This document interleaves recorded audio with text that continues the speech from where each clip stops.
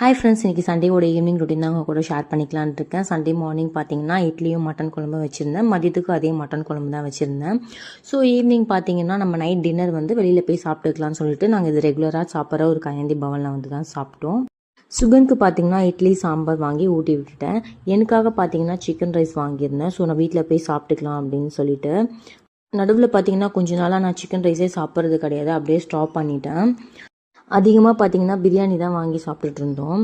இந்த வாட்டி chicken rice try பண்ணியிருந்தேன். இவங்க நல்லா வெஜிடபிள்ஸ் எல்லாமே போட்டு பண்ணியிருந்தாங்க. நீங்கள் எப்போவுமே சிக்கன் ரைஸ் வாங்கும்போது அஜினோமோட்டோ மட்டும் உங்களுக்கு பிடிக்கலனா வேணான்னு சொன்னீங்கன்னா அவங்க போட மாட்டாங்க. ஹஸ்பண்ட் பார்த்தீங்கன்னா அங்கேயே கல்தோசை வாங்கி சாப்பிட்டுட்டாங்க. ஸோ இவங்க 2 பேரும் டின்னர் முடிஞ்சுது. எத்தனை பேருக்கு இந்த மாதிரி கையேந்தி பவனில் சாப்பிட்றது பிடிக்குன்னு சொல்லி மறக்காமல் கமெண்ட் பண்ணுங்கள். அங்கேருந்து என்னோட பார்சலை வாங்கிட்டு எனக்கு ஃபலோடா சாப்பிடணும் போல இருந்துச்சுன்னு சொல்லிட்டு வலசர பக்கத்தில் ஒரு ஷாப்பில் போயிட்டு ஃபலோடா சாப்பிட்டுட்டு அங்கேருந்து கிளம்பிட்டோம்.